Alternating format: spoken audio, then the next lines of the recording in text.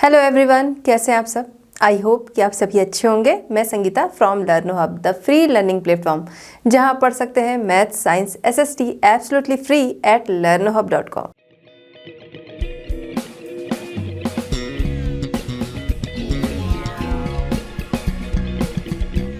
बच्चों, आज हम डिस्कस करेंगे आईसीएसई क्लास 10। टॉपिक हमारा है द यूनियन लेजिस्लेचर और द यूनियन पार्लियामेंट पार्ट 2।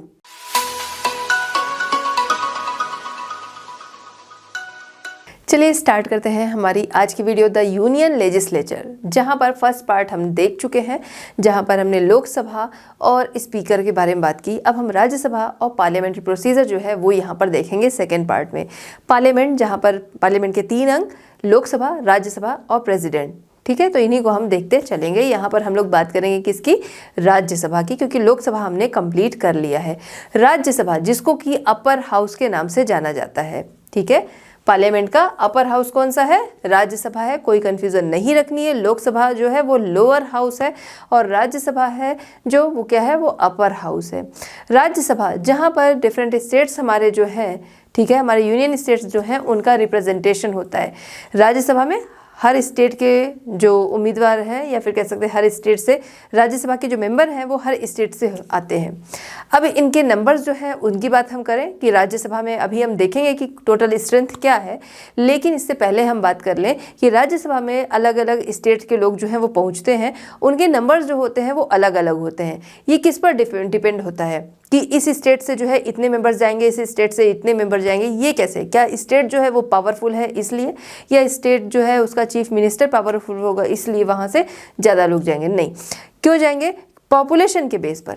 ठीक है, ध्यान रखना है कि स्टेट के साइज पे नहीं जाना है, स्टेट की पॉपुलेशन के अकॉर्डिंग मेंबर्स जाते हैं। जहाँ की ज़्यादा पॉपुलेशन है वहाँ से ज़्यादा मेंबर्स जो है वो राज्यसभा में जाते हैं। क्लियर। अब ये राज्यसभा के मेंबर जो हैं वो आते कहाँ से हैं, ये भी हम समझते हैं।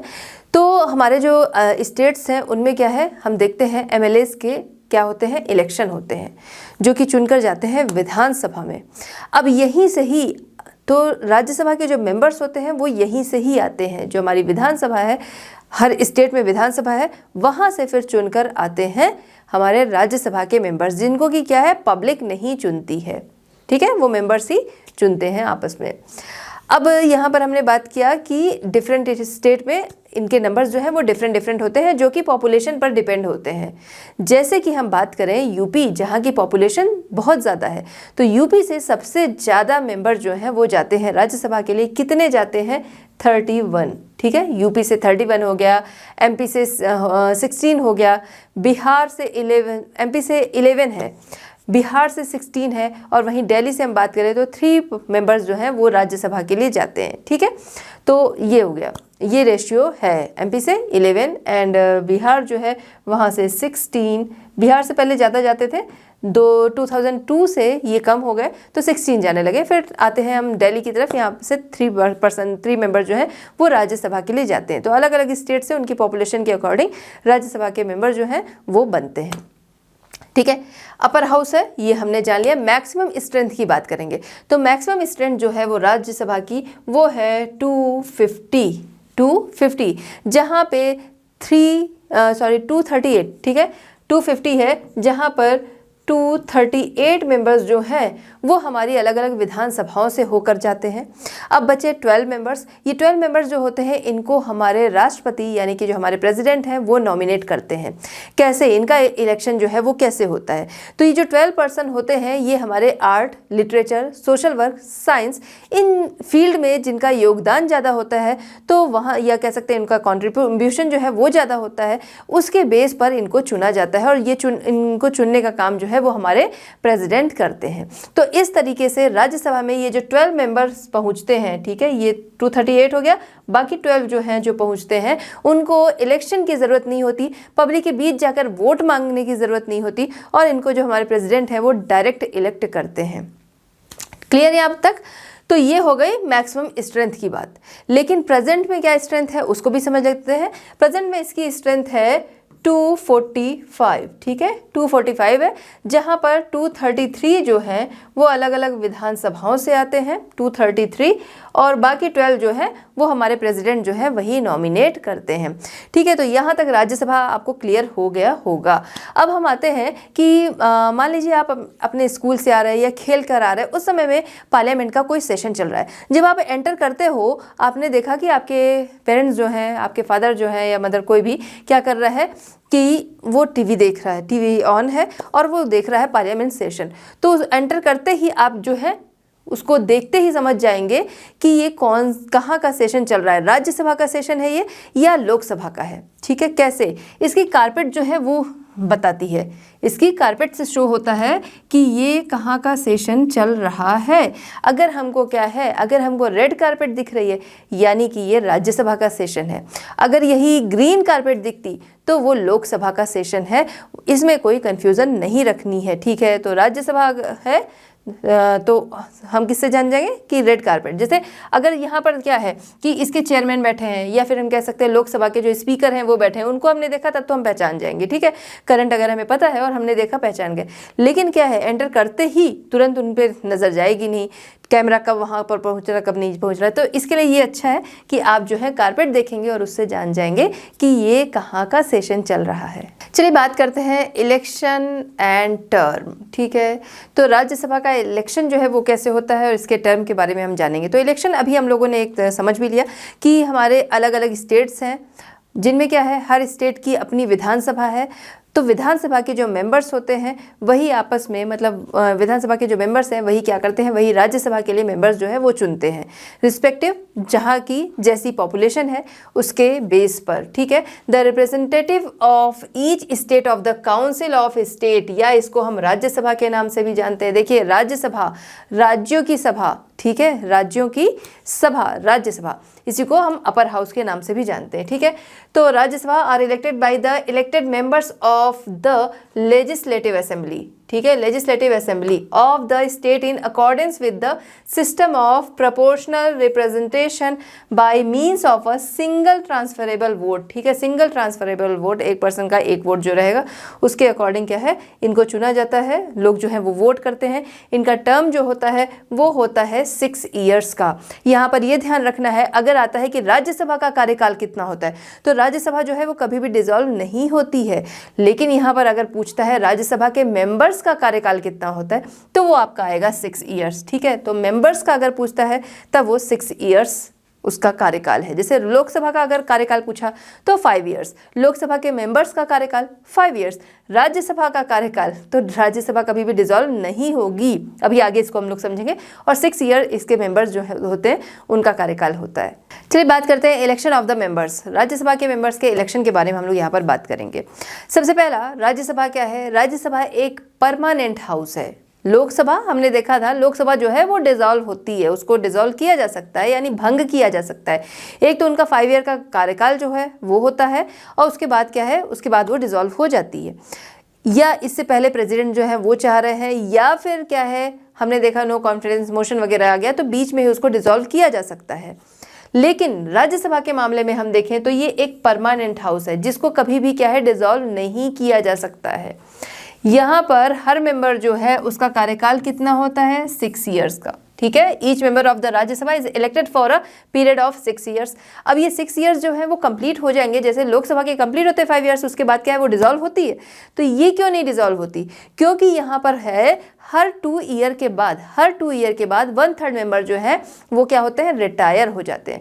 और जब ये रिटायर होते हैं तो इनकी ही सीट जो है उसको फिल किया जाता है। तो 1/3 जो है वो रिटायर हो गए, बाकी तो है। तो इस तरीके से ये प्रोसेस जो है वो इसका चलता रहता है, इसी वजह से ये कभी भी डिसॉल्व नहीं होती है। अब यहाँ पर एक चीज़ हमने बात की कि इनका कार्यकाल जो है वो 6 ईयर का होता है। कुछ और कंडीशन है जहाँ पर हमको दिखेगा कि ये कार्यकाल जो है वो कम टाइम का है। कोई राज्यसभा का मेंबर है जो कि जल्द ही क्या है, उसका टर्म जो है वो कंप्लीट हो गया। ऐसा क्यों होता है? ऐसा तब होता है उस कंडीशन में जब क्या है, हमने बात किया कि यहाँ पर 1/3 मेंबर्स जो हैं वो हर 2 ईयर्स के बाद रिटायर हो जाते हैं। अब इसी में कोई ऐसा मेंबर जो कि किसी वजह से उसको क्या है, वहाँ से निकाल दिया जा रहा है, या उसकी डेथ हो गई, या उसने किसी भी वजह के चलते रिज़ाइन किया है। ठीक है। तो ऐसे में उसकी जगह अब खाली हुई है, उस पर्सन की जगह खाली हुई है, लेकिन उसका कार्यकाल बाकी है, तो उस जगह पर दूसरा पर्सन जो है वो आएगा। अब जो आएगा उसको क्या फिर 6 इयर्स जो है, जो यहाँ का टर्म है वो मिलेगा? नहीं, जिस पर्सन की जगह पे आया है उसका जितना टर्म बचा है उतना ही वो पूरा कर सकेगा। क्लियर? अब आगे दोबारा से ठीक है वो री इलेक्ट होकर अगर आता है तो अपने 6 इयर्स वो कंप्लीट करेगा, लेकिन अगर वो किसी की जगह पर आया है तो जितना टाइम पीरियड बचा है उतने को ही वो कवर कर सकता है, उससे ज़्यादा नहीं। एक चीज़ और यहाँ पर ध्यान देंगे, इसके मेंबर्स जो हैं वो क्या है, री इलेक्ट हो सकते हैं अगर वो मेंबर्स चाहें, और साथ ही साथ उन्हें इलेक्ट करने वाले यानी इलेक्टर्स जो हैं वो चाहें तब ऐसा होगा। वरना हो सकता है भाई वो मेंबर चाह रहा है बट इलेक्टर्स नहीं चाह रहे हैं, वो वोट ही नहीं करेंगे तो कैसे इलेक्ट होगा। या जो इलेक्टर है वो चाह रहे हैं कि भाई बड़ा अच्छा मेंबर है, इसको राज्यसभा में फिर से भेजते हैं, बट वो मेंबर जो है वो नहीं चाह रहा है, तो वो क्या होगा, तब वो नहीं इलेक्ट होगा। चलिए बात करते हैं qualifications of the members. Rajya Sabha के जो मेंबर्स होते हैं उनकी क्वालिफिकेशन के बारे में बात करेंगे। सबसे पहला कि भारत का नागरिक होना चाहिए, ठीक है, must be citizen of India, ये तो कंपलसरी है। उसके बाद क्या है, एज क्राइटेरिया लेते हैं तो मिनिमम एज जो है उसकी वो क्या होनी चाहिए, मिनिमम एज उसकी 30 इयर्स होनी चाहिए। लोकसभा में कितनी थी याद है, लोकसभा में ये एज जो थी वो थी 25 इयर्स, तो यहाँ पर थोड़ा एक्सपीरियंस पर्सन जो है वो चाहिए होता है, तो इस तरीके से यहाँ पर मिनिमम एज जो है वो 30 इयर्स। ठीक, नेक्स्ट है should not B proclaimed offender, घोषित अपराधी नहीं होना चाहिए। नेक्स्ट क्या है कि कोई भी लाभ का पद सेंट्रल गवर्नमेंट या स्टेट गवर्नमेंट में किसी भी लाभ के पद पर नहीं होना चाहिए। अगर वो है तो यहाँ पर जब वो अप्लाई करना चाह रहा है तो उस दौरान उसको क्या होगा, रिज़ाइन करना पड़ेगा, तब वो इसके लिए एलिजिबल होगा। नेक्स्ट कि कुछ अदर क्वालिफिकेशन जो कि पार्लियामेंट के द्वारा स्पेसिफाइड की जाती हैं वो टाइम टू टाइम वो उसके पास होनी चाहिए। यानी कि कुछ अदर क्वालिफिकेशन जैसे उसको जो भी रिस्पॉन्सिबिलिटीज़ अगर दी जाएंगी आगे तो वो उसको क्या करे, उसको सही तरीके से हैंडल कर सके। इसके लिए ज़रूरी है कि उसके पास कुछ नॉलेज होना चाहिए, कुछ एक्स्ट्रा नॉलेज, जो कि अगर उसको किसी चीज़ की जिम्मेदारी दी जाती है, कोई पोस्ट जो है वो दी जाती है, तो उसको वो कैसे हैंडल करेगा अगर उसके पास उसका नॉलेज नहीं है। तो ऐसा नॉलेज जो है या बेसिक क्वालिफिकेशन उस चीज़ के बारे में वो होनी चाहिए, ताकि जो काम उसका रहेगा, जो उसको जिम्मेदारी मिलेगी, उसको वो स्मूथली हैंडल कर सकेगा। चलिए बात करते हैं डिस्क्वालिफिकेशन ऑफ मेंबर्स। किस मेंबर की बात हो रही है, राज्यसभा के जो मेंबर्स होते हैं वो किस तरीके कंडीशन में डिस्क्वालीफाइड हो सकते हैं वो हम लोग यहाँ पर समझेंगे। देखिए कंडीशन क्या है जो हमने देखी कि क्वालिफिकेशन के लिए चाहिए, अगर वो क्या है कहीं पर वो क्रैश हो रही है तो ऐसे में क्या होगा, ऐसे में डिस्क्वालीफाइड वो पर्सन हो जाएगा। तो सबसे पहले क्या है, हमने देखा था सिटीज़न ऑफ इंडिया होना चाहिए। तो अगर वो सिटीज़न ऑफ इंडिया नहीं है या नहीं रह गया है, उसका जन्म जो है वो इंडिया में है, सिटीजनशिप उसकी थी इंडिया की, लेकिन उसने क्या किया, अपनी सिटीजनशिप जो है वो चेंज कर लिया, उसने कहीं और की नागरिकता ले ली, तो वो क्या होगा, डिस्क्वालीफाइड हो जाएगा। भारत में 2 देशों की नागरिकता जो है वो मान्य नहीं है, यानी आपने यहाँ की नागरिकता ली है, कहीं और की भी ले लिए, तो ये मान्य नहीं है। ठीक है, तो इस कंडीशन में क्या होगा, वो डिस्क्वालीफाइड हो जाएगा। देखिए कितने सारे लोग होते हैं उनका जन्म कहीं और हुआ बट नागरिकता उन्होंने इंडिया की ले ली है, तो वो इसके लिए पार्टिसिपेट कर सकते हैं, यहाँ पर वो डिस्क्वालीफाइड नहीं होंगे। ठीक है, चलिए तो हम लोगों ने पहले ये वाला पॉइंट देख लिया कि सिटीजन ऑफ इंडिया जो है होना चाहिए, अगर नहीं है वो तो वो डिस्क्वालीफाइड हो जाएगा। Should not B hold any office of profit under any central या स्टेट गवर्नमेंट। ठीक है, तो किसी भी ऐसे ऑफिस में वो काम ना करता हो कि प्रॉफिट के पोस्ट पर अगर है तो फिर वो डिस्क्वालीफाइड हो जाएगा, कि दोनों चीज़ें वो एक साथ हैंडल कर रहा है, तो ऐसे में वो क्या होगा, डिस्क्वालीफाइड हो जाएगा। Should not B unsound mind, अगर क्या है अनसाउंड माइंड नहीं होना चाहिए, यानी कि अगर क्या है कि उसका माइंड जो है वो सही होना चाहिए, डिस्टर्ब माइंड नहीं होना चाहिए। मान लीजिए वो राज्यसभा का मेंबर है, उस समय तक सही, बाद में अनसाउंड माइंड होता है, तब भी क्या होगा, वो डिस्क्वालीफाइड हो जाएगा। Should not be an undischarged insolvent, insolvent दिवालिया नहीं होना चाहिए। अगर वो क्या है कि अपना जो डेप्थ है उसने कोई कर्ज ले रखा है, उसको चुकाने में वो सक्षम नहीं है, तो ऐसे में क्या होगा, वो डिस्क्वालीफाइड हो जाएगा। Should not have been disqualified by any law pass by the Indian parliament, Indian parliament के द्वारा कोई भी लॉ जो है वो पास किया गया है, उसमें अगर वो डिस्क्वालीफाइड होता है, ठीक है, उसका वायलेशन होता है या उसके लिए वो अयोग्य है, तो यहाँ पर क्या होगा, वो डिस्क्वालीफाइड हो जाएगा। चलिए बात करते हैं प्रेसाइडिंग ऑफिसर या chairman of the Rajya Sabha. Rajya Sabha में प्रेसाइडिंग ऑफिसर या चेयरमैन जो है वो कौन होते हैं, उनका फंक्शन क्या होता है, उनका रोल क्या होता है और साथ ही साथ किस तरीके से वो इलेक्ट होकर आते हैं, ये हम लोग यहाँ पर जानेंगे। ठीक है, तो हमने इसके पहले लोकसभा देखी जहाँ पर हमने देखा था स्पीकर। ठीक है, तो जो स्पीकर और डिप्टी स्पीकर होते हैं उनका जो रोल होता है वही हमें राज्यसभा में चेयरमैन, उनको हम राज्यसभा में चेयरमैन कहते हैं। ठीक है, तो यहाँ पर चेयरमैन का वही रोल होता है। तो राज्यसभा में भी हम देखते हैं चेयरमैन और डिप्टी चेयरमैन ये दोनों ही होते हैं, जो कि जब सेशन जो है वो चल रहा होता है उसको हैंडल करना, ऑर्डर करना, जजमेंट वाला रोल जो है वो निभाना, ये सारी चीज़ें कि साथ ही साथ वहाँ पर डिसिप्लिन जो है वो बनाए रखना, ये रोल प्ले करते हैं। जैसे कि लोकसभा में स्पीकर, यहाँ पर जो चेयरमैन होते हैं वो इस रोल को प्ले करते हैं। अब ये इलेक्ट कैसे होते हैं या फिर कौन राज्यसभा का चेयरमैन बनता है, ये हम यहाँ पर समझेंगे। तो राज्यसभा का चेयरमैन वो पर्सन बनता है जो हमारे वाइस प्रेसिडेंट होते हैं। ठीक है, जो हमारे वाइस प्रेसिडेंट होते हैं वही क्या बनते हैं, वही बनते हैं राज्यसभा के चेयरमैन। अब यहाँ पर हम बात करें कि हमारे वाइस प्रेसिडेंट हैं कौन, तो जगदीप धनखड़ जी जो हैं वो हमारे क्या हैं, वो हमारे वाइस प्रेसिडेंट हैं और वही क्या होंगे, वही होंगे यहाँ पर राज्यसभा में चेयरमैन का रोल प्ले करेंगे। क्लियर? तो अगर किसी को अपने जो वाइस प्रेसिडेंट का नाम पता है तो वो ये बता सकता है कि राज्यसभा के स्पीकर जो हैं वो कौन है। ओके, अब हम बात कर रहे हैं vice president of India is the ex officio chairman of the Rajya Sabha. ठीक है, अब ये हम यहाँ पर देख रहे हैं कि एक्ट करते हैं presiding officer of the Rajya Sabha का रोल वो प्ले करते हैं। इसके अलावा डिप्टी चेयरमैन जो होते हैं उनकी बात करेंगे। तो डिप्टी चेयरमैन जो होते हैं वो किस तरीके से इलेक्ट होते हैं।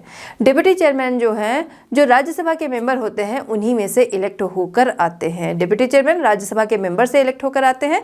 और वहीं पर हम बात करें कि जो चेयरमैन होते हैं वो हमारे जो वाइस प्रेसिडेंट होते हैं वही होते हैं। ठीक है, duties of the chairman of the Rajya Sabha, तो क्या होती है ड्यूटीज़ उनकी, ये हमने यहाँ पर जाना कि जैसे वहाँ पर स्पीकर का रोल है वही यहाँ पर इनका होता है। अब जो डिप्टी स्पीकर होते हैं इनका क्या रोल, सॉरी डिप्टी चेयरमैन जो होते हैं इनका क्या रोल होता है, तो इनका रोल तब शुरू होता है जब हमारे जो चेयरमैन हैं वो नहीं रहते हैं, कहीं बाहर गए हुए हैं या उनकी तबीयत नहीं सही है या उन्होंने रिज़ाइन किया है।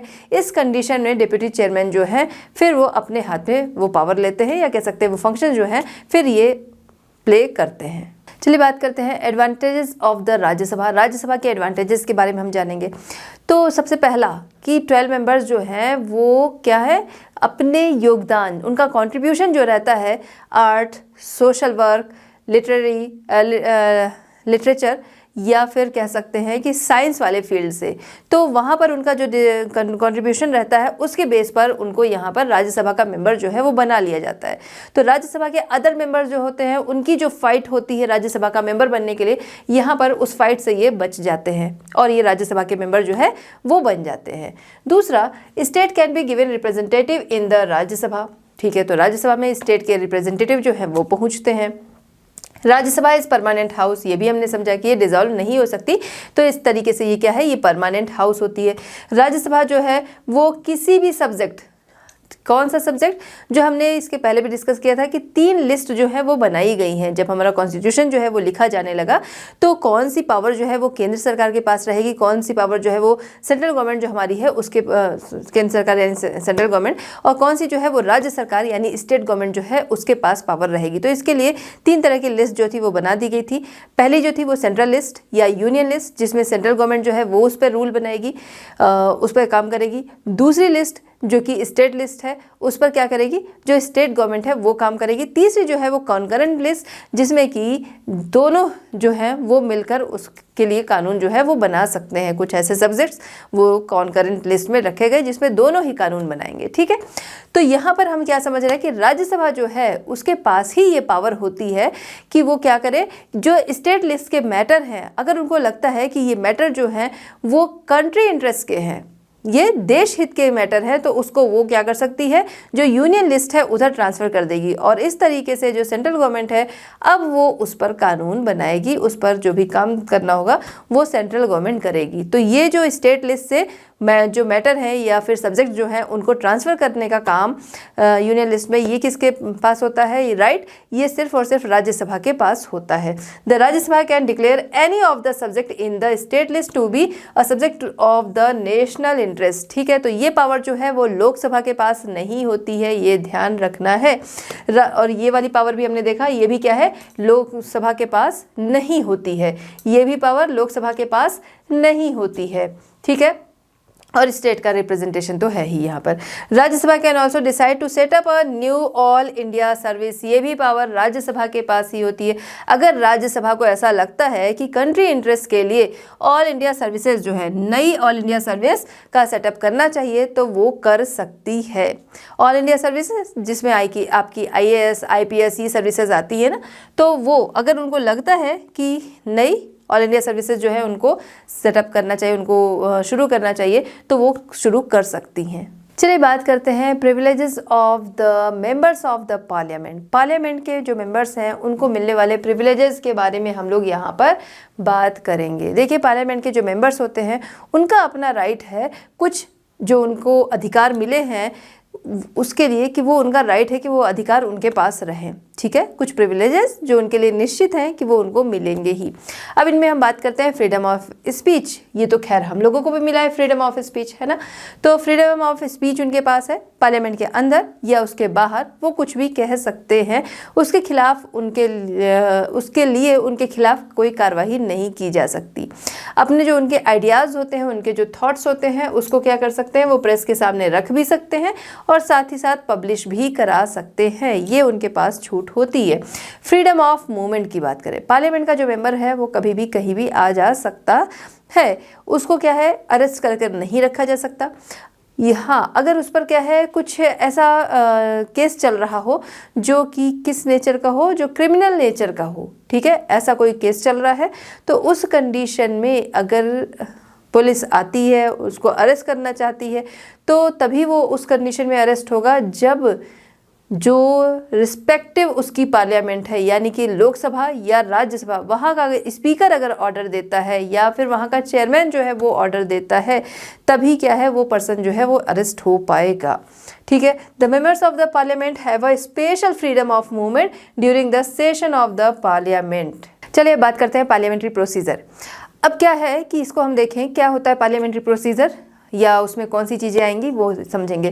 देखिए, पार्लियामेंट के बहुत सारे फंक्शन हैं, उसमें से कुछ फॉर्मेलिटीज़ हैं जो कि पूरी करनी ज़रूरी होती हैं। क्या है वो, इनको हम समझेंगे। सबसे पहले बात करेंगे हम लोग ओथ की। ओथ क्या है, ओथ यानी कि शपथ लेना। ठीक है, तो जब क्या है कि जब जनरल इलेक्शन होते हैं या मिड टर्म इलेक्शन होते हैं, जनरल इलेक्शन जहाँ पर कार्यकाल पूरा होने के बाद, मिड टर्म क्या है, बीच में अगर लोकसभा जो है वो डिसॉल्व हो गई तो ऐसे में क्या है, दोबारा से इलेक्शन होंगे। ठीक है, तो उसको मिड टर्म इलेक्शन कहते हैं।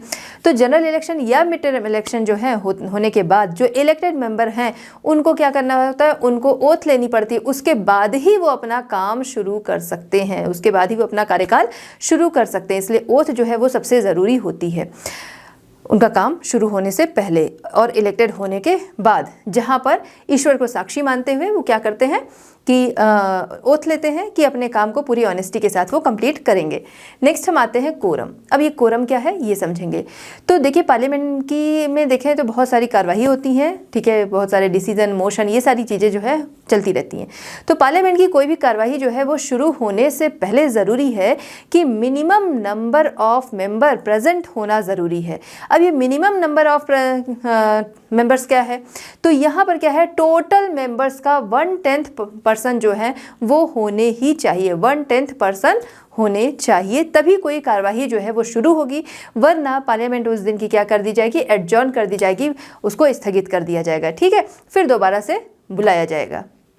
ठीक है, तो जरूरी है कि 1/10 मेंबर जो है वो उपस्थित हो। Quorum is the minimum number of members to be present in the house. Present in strength of the Lok Sabha, Lok Sabha की प्रेजेंट स्ट्रेंथ क्या है, 543। 1/10 इसका क्या होगा, 54 पॉइंट समथिंग। तो जो समथिंग है उसको हम क्या करेंगे, 55 मेंबर कर देंगे।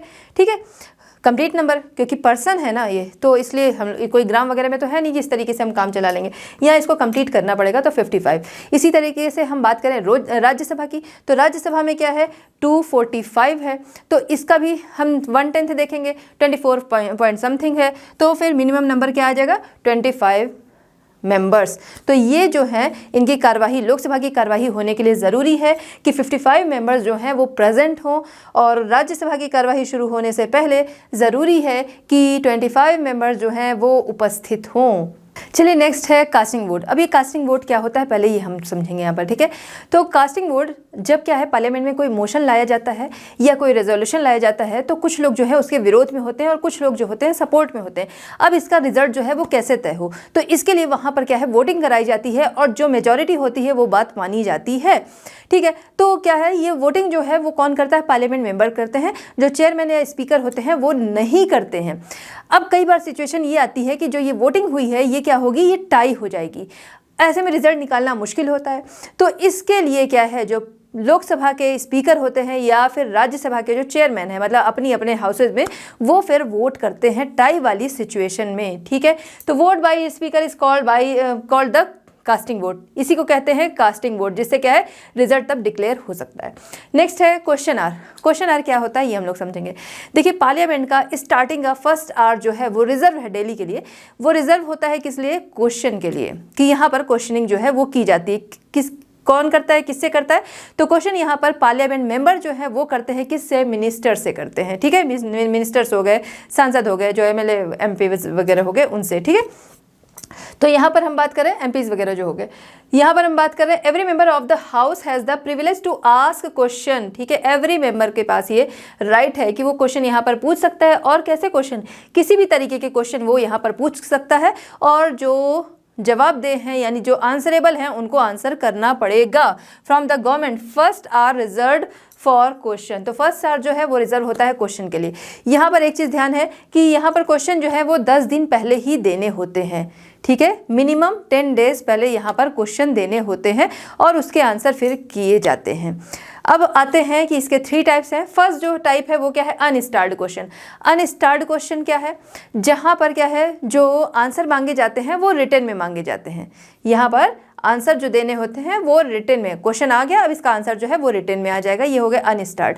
तो रिटन में आ गया वो भाई बाद में पढ़ा जाएगा, बाद में उसको देखा जाएगा, उस पर बाद में चर्चा फिर होगी। नेक्स्ट है स्टार्ड क्वेश्चन, जहाँ पर क्या है ओरली क्वेश्चन पूछे जाते हैं। ओरली क्या है, आमने सामने तुरंत के तुरंत पूछा जा रहा है और उसका आंसर किया जा रहा है। तो ये क्वेश्चन भी पहले से देने होते हैं और इसका आंसर जो गवर्नमेंट में है वो क्या करेगा, वो उसका आंसर अपना रेडी रखेगा और आंसर करेगा। स्टार्ड क्वेश्चन में एक फ़ायदा होता है कि यहाँ पर सप्लीमेंट्री क्वेश्चन जो है वो पूछे जा सकते हैं। जैसे यहाँ रिटर्न में क्वेश्चन दिया गया और आंसर जो है वो बाद में वो अपना देख रहे हैं, लेकिन यहाँ पर क्या है तुरंत के तुरंत आंसर किया गया। अब क्या है कि तुरंत के तुरंत उसमें और क्वेश्चन जो है वो लगाए जा सकते हैं। जैसे किसी पॉलिसी के बारे में पूछा गया तो उस पॉलिसी के बारे में बता दिया गया। अब आगे पूछा जा सकता है ये पॉलिसी जो है वो कब तक पूरी होगी, ये पॉलिसी जो है वो किस लिए लाई जा रही, क्या इस पॉलिसी को लाना जरूरी है। मतलब ये क्या हो गया, ये सप्लीमेंट्री क्वेश्चन हो गया कि क्वेश्चन जो पहले से तय थे उसमें और ज़्यादा क्वेश्चन जो है वो लगा दिए गए। तो यहाँ के क्वेश्चन आंसर जो है वो ओरली आते हैं, यहाँ के आते हैं जो वो रिटन आते हैं, ठीक है। अब नेक्स्ट आता है short notice question. Short notice question कौन से होते हैं, नाम से समझ में आ रहा है शॉर्ट नोटिस। यहाँ पर हमने देखा मिनिमम 10 डेज पहले यहाँ पर क्वेश्चन जो है वो देने होते हैं, लेकिन शॉर्ट नोटिस क्वेश्चन जहाँ पर क्या है पब्लिक इंटरेस्ट की क्वेश्चंस हैं, अर्जेंट पब्लिक इंटरेस्ट वाले, अचानक से कुछ कंडीशन जो है सिचुएशन जो है वो ऐसी बन गई जिसके लिए क्वेश्चन जो है वो पूछना है, तो यहाँ पर 10 डेज की बाउंडेशन नहीं होती, 2 डेज 5 डेज पहले ही ये क्वेश्चन जो है वो पूछे जा सकते हैं। अब जैसे हम बात करें कि आसपास मान लीजिए किसी तरीके का कोई हादसा हो गया, कोई ट्रेन दुर्घटना या फिर कह सकते हैं रोड की कोई दुर्घटना, किसी भी तरीके की ऐसी चीज़ें हो गई जो कि क्या है अर्जेंट पब्लिक इंटरेस्ट के मैटर हैं, तो यहाँ पर 10 डेज पहले से नोटिस देने की ज़रूरत नहीं होती है, इसीलिए इसको क्या है शॉर्ट नोटिस क्वेश्चन कहते हैं। अब आते हैं हम लोग नेक्स्ट 0R। तो ये सारी चीज़ें क्या है, ये फॉर्मेलिटीज़ है जो पूरी करनी होती हैं। फिर आता है 0R। तो 11 to 12 जो फर्स्ट आर है उसको हमने देखा कि वो तय होता है किसके लिए, क्वेश्चन आर है, ठीक है। अब हम बात कर रहे हैं 0R।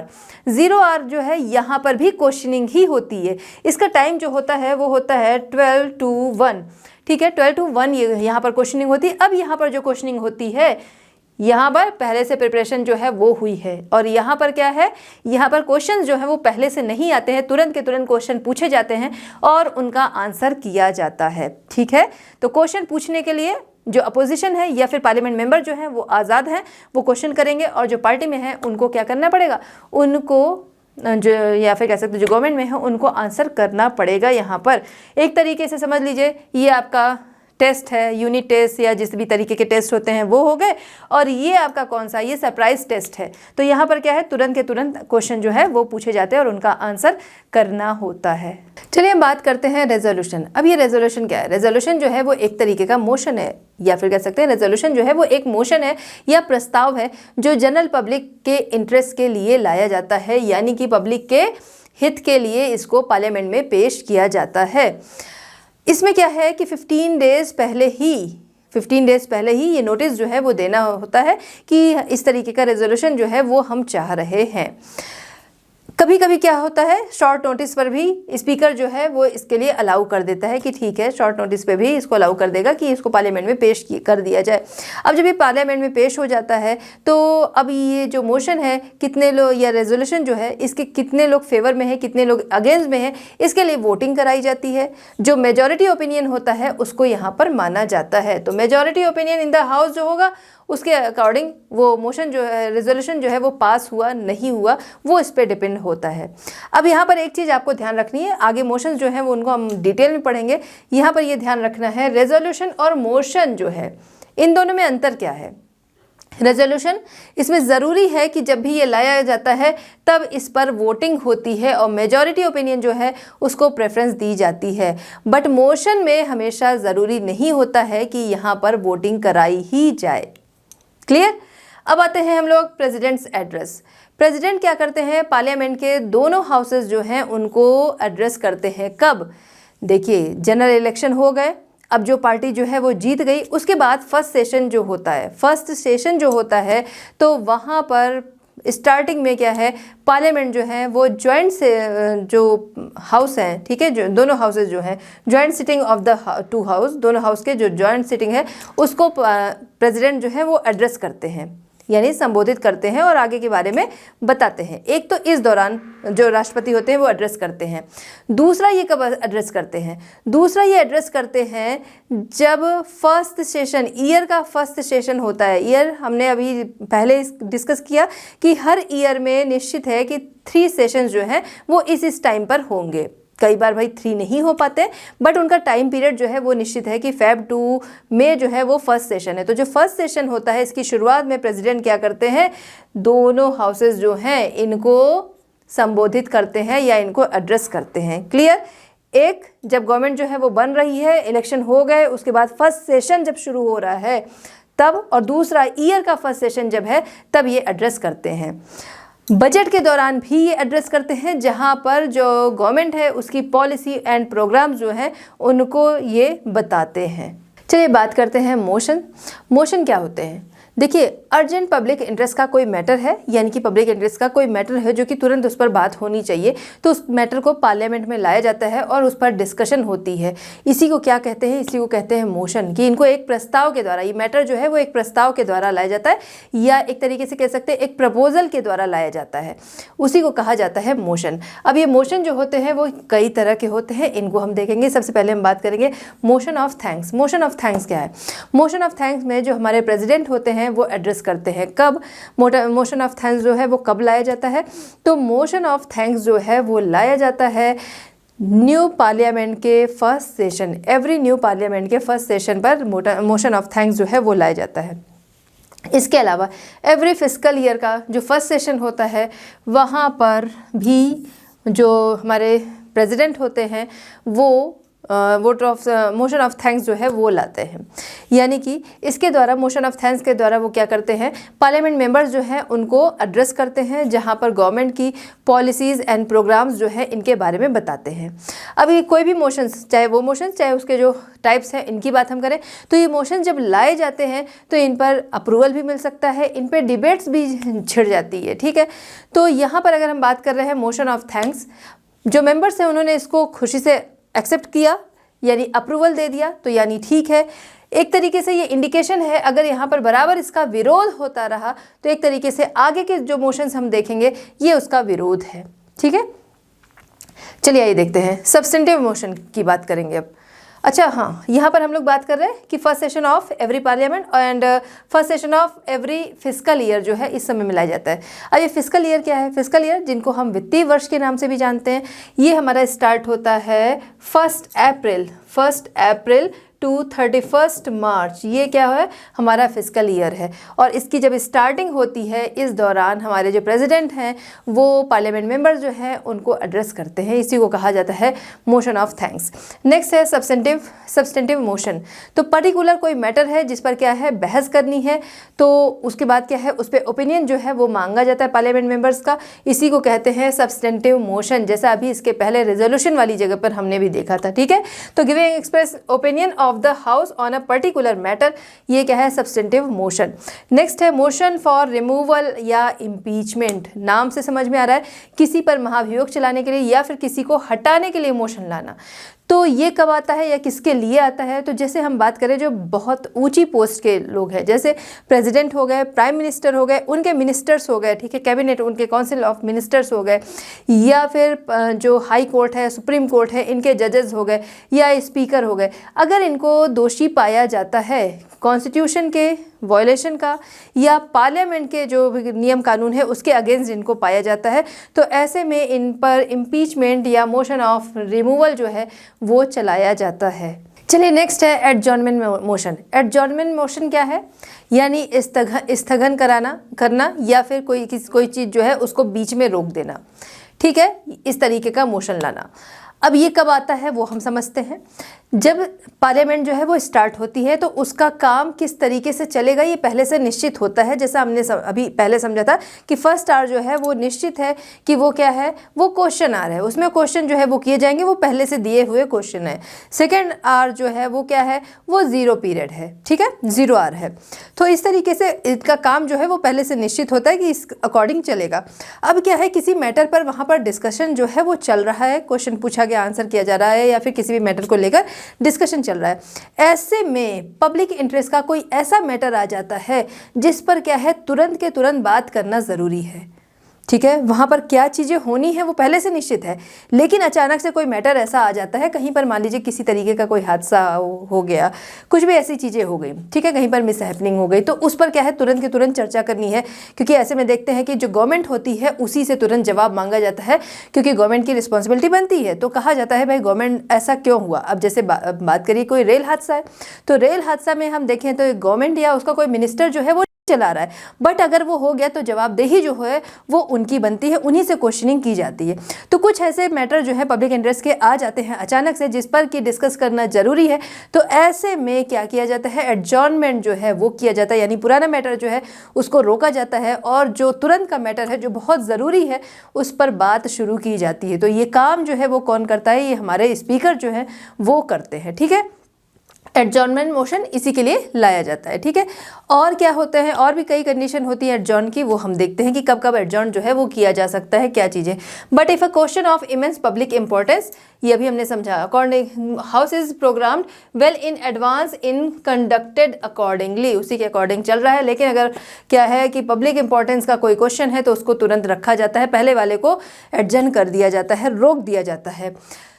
इसके अलावा और भी कई चीज़ें होती हैं, कई वजह से रोका जा सकता है, इसको हम लोग यहाँ पर देखेंगे कि कई वजह से एडजॉर्नमेंट मोशन जो है वो लाया जा सकता है। After the business for the day is over, अगर क्या है डे जो है ओवर हो गया, 6 बजे तक का काम है वो ओवर हो गया, इसके बाद इसको एडजॉर्न कर दिया जाता है। ये काम कौन करता है, ये हमारे जो स्पीकर होते हैं वही करते हैं कि आज का काम, आज की टाइमिंग जैसे ख़त्म है, आपका स्कूल जो है जब वो कंप्लीट हो जाता है, जैसे 10 to 3 है, 8 to 1 है, ठीक है, जैसे भी आपके स्कूल की टाइमिंग है, तो उसके बाद क्या है, बेल जो है, फाइनल बेल जो है वो बज जाती है, उसके बाद आप अपने घर चले जाते हैं कि अब क्या हो गया, छुट्टी हो गई। तो यहाँ पर ये जो बेल वाला काम है, ठीक है, हम इसको हम लोग समझने के लिए कर रहे हैं, बट बिल्कुल वो चीज़ नहीं कहेंगे कि स्पीकर ये काम कर रहे हैं। लेकिन हाँ, यहाँ पर इस तरीके से कि हाँ आज का दिन जो है वो कंप्लीट हुआ, तो ये काम जो है वो कौन करते हैं, हमारे जो स्पीकर हैं। ठीक है, तो डे जो है ओवर हो गया, तो ऐसे में एडजॉर्न कर देते हैं। नेक्स्ट है when the death occurs is a sitting member of the house, house में कोई बैठा हुआ है, उस दौरान उसकी अचानक से मृत्यु हो जाती है तो या डेथ हो जाती है, तो इस कंडीशन में भी उस दिन पार्लियामेंट जो है उस समय में एडजॉर्न कर दी जाती है। Disorder in the house, house जो है उसमें क्या है कि बहुत ज़्यादा अव्यवस्था है, यानी कि कभी कभी आपने देखा है बहुत ज़्यादा बहस जो है वो होने लगती है, दूसरा पर्सन जो है वो कुछ कह नहीं सकता, कुछ कर नहीं सकता, या फिर हमने देखा है कभी कभी जो है वो फाइट भी हो गई है। तो ऐसे में भी एडजॉर्न करने का राइट होता है किसके पास? स्पीकर के पास, कि भाई उस दिन का काम जो है वो रोक दिया जाता है, क्योंकि काम जब हो ही नहीं रहा है तो आगे बहस कराने से क्या फ़ायदा, तो उसे एडजॉर्न कर दिया जाता है। फॉर वांट ऑफ कोरम हमने अभी समझा था कि अगर क्या है कि इतने मेंबर्स जो हैं 10% मेंबर्स जो हैं वो होने ही चाहिए, अगर वो नहीं है तो इस दौरान भी क्या है, एडजॉर्न कर दिया जाता है। When the speaker finds it necessary, अगर क्या है स्पीकर को लग रहा है किसी भी वजह से कि ये ज़रूरी है कि अभी का काम जो है वो रोक दिया जाए, तो ऐसे में भी एडजॉर्न जो है वो लाया जा सकता है। चलिए बात करते हैं कि difference between adjournment and prorogation, बहुत ही इंपॉर्टेंट है, इसको समझिएगा कि एडजॉर्नमेंट एंड प्रोरोगेशन जो है वो क्या है। दोनों देखा जाए थोड़े थोड़े सिमिलर दिखते हैं लेकिन एक दूसरे से बिल्कुल ही अलग हैं। तो क्या अंतर है इसमें, ये समझेंगे। देखिए एडजॉर्नमेंट क्या है, अभी हमने समझा कि आज का काम जो है वो ख़त्म हो गया तो एडजॉर्नमेंट कर दिया जाता है, ठीक है। वो कौन करता है? स्पीकर करते हैं। बीच में भी रोका जा सकता है, ये क्या है? एडजॉर्नमेंट है, ठीक है। स्थगन, उसमें रोक दिया गया, तो ये हो गया आपका, आता है एडजॉर्नमेंट में। दूसरी तरफ हम बात करेंगे प्रोरोगेशन। प्रोरोगेशन कैसा क्या है? जब क्या है फर्स्ट सेशन जो है वो ख़त्म हुआ या सेकंड सेशन जो है वो ख़त्म हुआ, यानी कि हमने इसके पहले बात किया था कि 3 सेशन जो है वो निश्चित हैं, ठीक।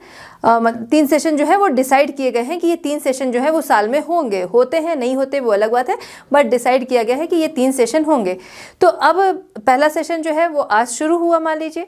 अब ये सेशन जो है वो आज ही ख़त्म हो जाए, 10 दिन बाद ख़त्म हो, 2 महीने बाद ख़त्म हो, जैसा भी हो, लेकिन जब ये पूरा सेशन जो है वो ख़त्म हो रहा है, कंप्लीट हो रहा है ये सेशन, तब क्या होता है कि प्रोरोगेशन जो है ये लाया जाता है। इसको कहते हैं प्रोरोगेशन। ये क्या है? डेली के डेली जो ख़त्म हो रहा है, ये क्या है? एक सेशन पूरा ख़त्म हो रहा है, उसको कहते हैं प्रोरोगेशन, ठीक है। समझ में आ गया? कोई भी सेशन जब वो कंप्लीट हो रहा है तो उसके बाद उसको कहा जाता है प्रोरोगेशन, सत्रावसान, ठीक है। सेशन का कंप्लीट होना वो कहलाता है प्रोरोगेशन। डेली के डेली जो काम खत्म हो रहा है उस दौरान उसको क्या कहते हैं? एडजॉर्नमेंट। ये काम कौन करता है? यहाँ पर देखें तो ये हमारे स्पीकर जो हैं वो करते हैं। एंड प्रोरोगेशन की बात करें तो जो हमारे प्रेसिडेंट होते हैं वो ये काम करते हैं, ठीक है। तो ये आपको समझ में, जैसे आपका क्या है, स्कूल खुला, अब क्या है, सत्रावसान एक तरीके से ना हम लोग देख रहे हैं। तो जुलाई में आपका स्कूल जो है वो स्टार्ट हो रहा है, ये आपका स्कूल जो है वो अप्रैल में स्टार्ट हो रहा है, और फिर वो जाके जिस समय ख़त्म हो रहा है वो क्या है, जहाँ पर ख़त्म हो रहा है वो आपका लास्ट वाला टाइम है। उसी तरीके से यहाँ पर कि सेशन जो है वो इस टाइम से इस टाइम तक है, जहाँ पर ख़त्म हो रहा है वो प्रोरोगेशन है, ठीक है। और इसको एंडिंग जो है इसकी किसके द्वारा की जाती है? जो हमारे प्रेसिडेंट होते हैं उनके द्वारा की जाती है।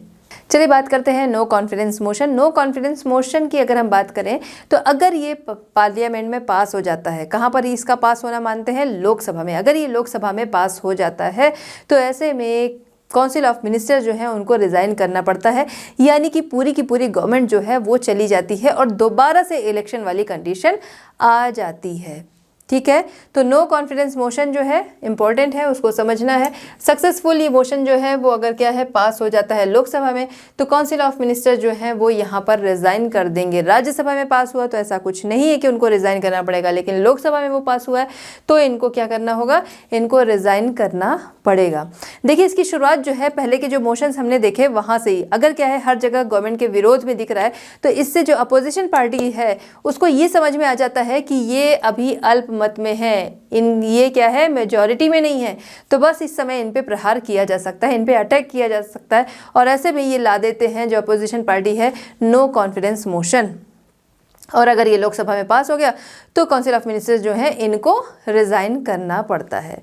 नो कॉन्फिडेंस मोशन जो है वो एक हद तक देखा जाए ज़रूरी भी होता है, क्योंकि यहाँ पर गवर्नमेंट की जो प्रोग्राम एंड पॉलिसीज़ हैं इन पर डिस्कशन डिबेट जो है ये चीज़ें डिटेल में होती हैं, ठीक है। तो एक तरीके से ज़रूरी भी है। नो कॉन्फिडेंस मोशन की बात करें तो पहले भी कई बार लाया गया है, पहले भी इसकी वजह से गवर्नमेंट जो है वो गिरी है, बट इसमें अगर देखा जाए तो बीजेपी पार्टी से मिस्टर अटल बिहारी वाजपेयी जो थे वो पीएम थे, तो नो कॉन्फिडेंस मोशन जो था वो लाया गया था 1998 में, जहां पर उनकी गवर्नमेंट जो है वो सिर्फ एक वोट के चलते, यहाँ पर क्या है, नो कॉन्फिडेंस मोशन जो है वो लाया जाता है। और नो कॉन्फिडेंस मोशन लाने के बाद क्या होता है कि उस पर मेजॉरिटी मांगी जाती है, कौन गवर्नमेंट के सपोर्ट में है, कौन उसके अपोज में है। अगर गवर्नमेंट के सपोर्ट में ज़्यादा लोग हैं तो ये मोशन जो है वो पास नहीं होता और ऐसे में गवर्नमेंट जो है वो बची रहेगी। अगर ये पास हो गया, ज़्यादा लोग इसके खिलाफ है, मतलब इस मोशन के साथ है, या कह सकते हैं जो अपोजिशन जो कह रहा है उनके साथ है, उनके सपोर्ट में है, तो ऐसे में ये मोशन जो होगा वो पास हो जाएगा। और इन मोशन के पास होते ही काउंसिल ऑफ मिनिस्टर जो है उनको रिजाइन करना पड़ेगा। तो हम बात कर रहे थे मिस्टर अटल बिहारी वाजपेयी जी की, तो उनकी गवर्नमेंट जो थी 13 मंथ में ही नो कॉन्फिडेंस मोशन के चलते सिर्फ वन वोट की ही कमी थी और उसकी वजह से उनकी गवर्नमेंट जो थी वो चली गई थी। ठीक है, तो नो कॉन्फिडेंस मोशन ये हो गया। नेक्स्ट हम आते हैं call attention motion. Call attention motion की बात अगर करें तो जैसा नाम से समझ में आ रहा है, अटेंशन वाला, किसी चीज़ पर ध्यान दिलाना। तो पार्लियामेंट का सेशन जो है वो निश्चित होता, मतलब जो उसका डेली का काम होता है वो निश्चित होता है, इस तरीके से होना है। अगर मान लीजिए कोई पब्लिक इंटरेस्ट का कोई मैटर है तो ऐसे में क्या है, जो अपोजिशन होता है वो मिनिस्टर का ध्यान उस तरफ करवाना चाहता है। जैसे मान लीजिए कहीं पर कोई फैसिलिटी जो है वो नहीं है, जिसकी कमी है, कोई जगह है वहाँ पर पानी की पहुँच नहीं है, वहाँ तक पे सड़क की पहुँच नहीं है, तो ऐसे में अपोजिशन जो है उसको ये लगता है कि गवर्नमेंट जो है, जो मिनिस्टर्स हैं, उनका ध्यान यहाँ पर दिलाना ज़रूरी है, तभी ये काम जो है वो हो पाएगा। जाहिर सी बात है भाई, मिनिस्टर जो है वो एक जगह पर बैठा है, अपने आसपास के एरिया को ही वो जान रहा है, हर जगह के बारे में उसको उतनी नॉलेज नहीं होगी जब तक उधर के लोग जो हैं वो उसके बारे में ना बताएं। तो ये भी एक तरीके से सही है कि अपोजिशन जो है वो यहाँ पर बताएगा, कॉल अटेंशन, उनका अटेंशन जो है, ध्यान जो है उस तरफ दिलाएगा, तो उस पर काम जो है वो हो सकेगा। तो यही क्या है, यही कॉल अटेंशन की, किसी मैटर पर, पब्लिक इंटरेस्ट का मैटर है, उस पर ध्यान दिलाना मिनिस्टर का। ठीक है, अ मेंबर ऑफ पार्लियामेंट में with prior permission of the speaker. हाँ, यहाँ पर क्या है कि स्पीकर की परमिशन होगी तभी वो इस चीज को बोलेगा। वैसे भी देखिए पार्लियामेंट की चीजें जो है वो निश्चित है, अगर बीच में कुछ भी करना है तो वहां पर स्पीकर जो है उसे परमिशन लेनी ही होगी। ठीक है, तो speaker call the attention of a minister of any matter of urgent public importance and the minister may make a brief statement to और ask for time to make a statement at a later hour or date। ठीक है, तो यहाँ पर जो minister है उनका ध्यान जो है वो दिलाया जाता है। अब आगे उनसे जवाब भी मांगा जाता है कि यहाँ पर ये नहीं है, या फिर ये कब तक ये काम जो है वो होगा। तो ऐसे में मिनिस्टर या तो तुरंत आंसर कर सकता है, या वो समय मांग सकता है कि हम अभी नहीं, 1 घंटे बाद बताएंगे, 2 घंटे बाद बताएंगे, या फिर आगे की कोई डेट जो है वो मांग सकता है कि इस समय तक हम इसके बारे में बताएंगे, आंसर करेंगे। ठीक है, तो ये भी चीज़ यहाँ पर एप्लीकेबल होती है कि मिनिस्टर जो है वो टाइम इसमें मांग सकता है आंसर करने के लिए। चलिए बात करते हैं नेक्स्ट हम प्रिविलेज मोशन। प्रिविलेज मोशन क्या है, नाम से समझ में आ रहा है प्रिविलेज। ठीक है, पार्लियामेंट मेंबर जो है उनके पास कुछ प्रिविलेजेस हैं जो कि उनका राइट है कि वो उनको मिलेगा ही मिलेगा। तो इसी में एक पॉइंट है जो हमने पहले भी समझा कि जो इसके मेंबर्स हैं वो कोई भी क्वेश्चन कर सकते हैं गवर्नमेंट से, और गवर्नमेंट को उसके लिए आंसर करना होगा। गवर्नमेंट जो है वो वहाँ पर आंसरेबल होती है। ठीक है, अब ऐसे में किसी मिनिस्टर से किसी चीज़ के बारे में अगर इन्फॉर्मेशन जो है वो मांगी गई है, तो मिनिस्टर ने क्या किया, उस चीज़ को गलत तरीके से पेश किया, या कुछ इन्फॉर्मेशन जो है वो छुपा लिया, या तोड़ मड़ोड़ के कैसे भी वो इन्फॉर्मेशन जो है वो सामने रखी है, सही तरीके से लेकिन नहीं रखी है। तो ऐसे में प्रिविलेज मोशन जो है वो लाया जाता है अपोजिशन की तरफ से। क्यों लाया जाता है, क्योंकि ये उनका राइट है कि वो क्वेश्चन करेंगे और आंसर देना होगा, और यहाँ पर सही आंसर नहीं मिला तो उनका प्रिविलेज जो है वो उनको नहीं मिल रहा, उनका राइट जो है वो उनको नहीं मिल रहा, और ऐसे में प्रिविलेज मोशन जो है वो लाया जाता है। ठीक है, चलिए नेक्स्ट है सेंस्योर मोशन। सेंस्योर मोशन यानी निंदा प्रस्ताव। निंदा प्रस्ताव जहां पर क्या है, गवर्नमेंट की कुछ पॉलिसीज जो हैं, प्रोग्राम है, वो पार्लियामेंट मेंबर जो है उनको पसंद नहीं आते हैं, तो ऐसे में वो क्या करते हैं, निंदा प्रस्ताव या सेंस्योर मोशन जो है वो लाते हैं। अब censure motion, no confidence motion जो है थोड़ा देखा जाए तो एक जैसा ही है, क्योंकि वहाँ क्या है, ये सपोर्ट में नहीं आ रहे हैं, लेकिन इन दोनों में अंतर भी है। दोनों में अंतर क्या है, दोनों में अंतर ये है सेंस्योर मोशन और नो कॉन्फिडेंस मोशन में, कि सेंस्योर मोशन जो है जब भी ये लाया जाएगा, गवर्नमेंट की पॉलिसी और प्रोग्राम के खिलाफ लाया जा रहा है, दोनों चीज़, लेकिन जब भी ये लाया जाएगा इसमें कारण बताना ज़रूरी होगा कि आप किस कारण से इसको ला रहे हैं, रीज़न आप बताइए। वहीं पर हम लोग बात करें नो कॉन्फिडेंस मोशन, वहाँ पर रीज़न बताने की ज़रूरत नहीं होती है। साथ ही साथ सेंसर मोशन जो है, यहाँ पर हम बात करें अगर ये पास हो जाता है, पहले तो मोशन जो है वो लाया जाता है, फिर उसके बाद जहाँ पर मेजॉरिटी होती है उसके अकॉर्डिंग वो पास या फेल होता है। अगर ये पास हो जाता है तो यहाँ पर गवर्नमेंट को रिज़ाइन करने की ज़रूरत नहीं होती है। बट अगर हम देखते हैं कि नो कॉन्फिडेंस मोशन जो है वो पास हो जाता है तो गवर्नमेंट को वहाँ पर रिज़ाइन करना पड़ता है, ये इसमें अंतर है। लेकिन पता है हम लोगों ने इसके पहले देखा नो कॉन्फिडेंस मोशन, जहाँ पर क्या है जो अपोजिशन है उसको ये फील होने लगता है कि गवर्नमेंट जो है वो अल्पमत में है और ऐसे में ही वो क्या करेगी, इस मोशन को ला देगी जिससे कि कोई उनके सपोर्ट में ना खड़ा हो या उनको मेजॉरिटी ना मिल सके। तो ये हम बात करें सेंसर मोशन जो है, और इसके पहले के भी और मोशन हम लोगों ने देखा, एक तरीके से वो इंडिकेशन है कि आगे नो कॉन्फिडेंस मोशन जो है वो आ सकता है अगर ये पास होते चले जाते हैं तो। अब ये कट मोशन क्या है, नाम से समझ में आ रहा है कि किसी चीज़ में कटौती की बात हो रही है। तो हाँ, गवर्नमेंट जो है वो बजट पेश करती है जहां पर सोर्स ऑफ इनकम बताती है, साथ ही साथ एक्सपेंडिचर बताती है कि हमारी क्या पॉलिसी है, किस पर कितने पैसे जो है वो खर्च होंगे, कितना अमाउंट जो है वो कहां पर खर्च होगा। तो यहाँ पर डिमांड की जाती है कि मुझे इस काम के लिए इतना अमाउंट चाहिए, इस काम के लिए इतना अमाउंट चाहिए। तो ऐसे में रोल शुरू होता है अपोजिशन का। तो खासतौर से अपोजिशन ही ये काम करता है कि वो क्या करेगा, इस अमाउंट में कटौती करने की कोशिश करेगा। ठीक है, वो क्या कर चाहेगा कि इस अमाउंट को क्या किया जाए, रिड्यूस किया जाए, कम किया जाए। तो ऐसे में ही कट मोशन जो है वो लाया जाता है। अब यहाँ पर डिबेट, अप्रूवल, रिजेक्शन, ये सारी चीज़ें चलती हैं। और इसके लिए हम लोग बात करें अप्रूवल कौन देता है, कट मोशन जो है वो लाया जाए नहीं लाया जाए, उसके लिए भाई अपोजिशन जो है वो तो अपना विरोध जताएगा, लेकिन कट मोशन आ रहा है, ठीक है, उसको मंजूरी देने की बात है, तो ये स्पीकर की रिस्पॉन्सिबिलिटी होती है कि स्पीकर उसको अप्रूव करता है। ठीक है, cut motion when the budget is being discussed upon a motion for the reduction of a demand of grant may be moved। ठीक है, there are 3 types of cut motion जो है वो हम लोग यहाँ पर देखेंगे। फर्स्ट हम बात करेंगे token cut. Token cut government की पॉलिसीज़ जो है, गवर्नमेंट ने बताई कि मुझे कि ये पॉलिसी जो है इसको हमें अप्रूव कराना है, इसके लिए इतना अमाउंट चाहिए। अब अपोजिशन क्या है, इसका विरोध करना चाहेगा, तो इसके लिए अपोजिशन जो है वो कट मोशन, टोकन कट जो है वो लाएगा, जहाँ पर 100 रुपीज़ तक उसमें से रिड्यूस करने की डिमांड होती है। ये 100 रुपीज़ हम बात करें सॉरी, तो जैसे कोई तो जैसे कोई फैसिलिटी जो है वो लानी है या फिर किसी तरीके का काम जो है वो कराना है गवर्नमेंट को। अब उसमें गवर्नमेंट ने डिक्लेयर किया कि मुझे इसमें 25,000 करोड़ रुपीज़ जो है वो चाहिए, 35,000 करोड़ रुपीज़ जो है वो चाहिए। तो उसमें से ही इतना सही अमाउंट जो है, उनका संकेत क्या रहता है, उनका इंडिकेशन कि इस अमाउंट को, ये अमाउंट जो है इसको क्या करना है, रिड्यूस करना है। तो एक तरीके से यहाँ पर 100 रुपीज़ तक उस डिमांड में से रिड्यूस की जाती है। ये एक तरीके से उनका विरोध जताना होता है कि हम जो है ये अमाउंट जो है वो ज़्यादा है और उसको रिड्यूस किया जाए। तो यहाँ पर 100 रुपीज़ तक रिड्यूस करने की बात दिखाई जाती है, बट मेन मकसद क्या रहता है कि उसको और ज़्यादा रिड्यूस करना। नेक्स्ट है डिसअप्रूवल ऑफ पॉलिसी कट। ठीक है, तो यहाँ पर नाम से समझ में आ रहा है कि यहाँ पर भी कट वाली बात हो रही है, लेकिन क्या है, डिसअप्रूवल ऑफ पॉलिसी कट।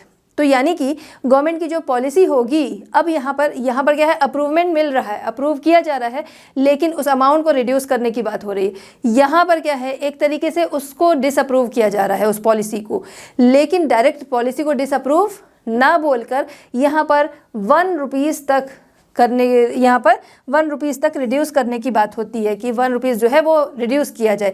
इसका मतलब इस तरीके से जो गवर्नमेंट है उसको एम्बेरस करने की कोशिश की जाती है और उसकी उस पॉलिसी को डिसअप्रूव जो है वो करने की कोशिश की जाती है इसके जरिए। Economy cut. अब ये इकॉनमी कट क्या है ये समझेंगे, जहाँ पर जो अपोजिशन है उसका मेन उद्देश्य क्या रहता है, मेन उद्देश्य रहता है कि इकॉनमी को कट कराना। यानी कि अब ये पॉलिसी पे नहीं जाएंगे, अब ये किस पर जाएंगे कि इनका मेन उद्देश्य जो है वो जो ग्रांट मांगी जा रही है, जो इकॉनमी मांगी जा रही है उसको इफेक्ट करना, उसको कम कराना, कि स्पेसिफाई जो अमाउंट मांगा जा रहा है उसको रिड्यूस किया जाए, ये ज़्यादा है। तो ऐसे में इकॉनमी कट मोशन जो है ये लाया जाता है। आज की वीडियो कंप्लीट होती है, मिलते हैं इस चैप्टर को नेक्स्ट वीडियो में कंटिन्यू करते हैं at Learno Hub. Learno Hub free है पर बेस्ट है।